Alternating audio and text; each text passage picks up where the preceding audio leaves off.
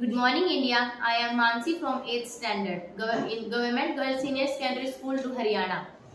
आज मैं आपको मल्टीप्लिकेशन की एक ऐसी विधि बताना चाहूँगी जिसमें अगर किसी भी अक्षर के पीछे अगर 5 आता है तो हम उसकी स्क्वायर या उसकी मल्टीप्लाई कैसे कर सकते हैं। जैसे कि कई बार पेपरों में कोई बच्चा जैसे स्क्वायर पूछ लिया जाता है तो उसका स्क्वायर बच्चा नहीं निकाल पाता और इससे हम गुणा भी जल्दी कर पाते हैं। तो उससे मैं बताना चाहूँगी जैसे 5 पंजे 25 और फिर 2 में अगर 1 जोड़ेंगे तो 3 दूनी 6, तो ऐसे हम 25 का स्क्वायर निकाल देते हैं 625।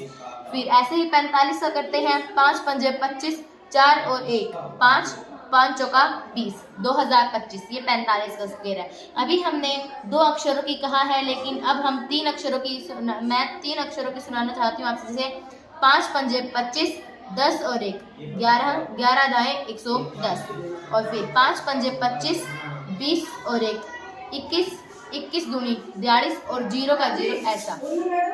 तो मैं इसी के लिए आपको दोबारा सुनाना चाहूँगी कि 5 पंजे 25, 2 और 1 3, 3 दूनी 6, ये 25 का स्क्वायर है।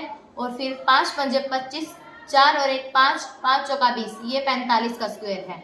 फिर से 105, 5 पंजे 25, 10 और 1 11, 11 धाएं 110, 105 का स्क्वायर। अब हम 205 का स्क्वायर लेंगे। 5 पंजे 25, 20 और 1 21, 21 दूनी 42 और 0 का 0 ऐसा।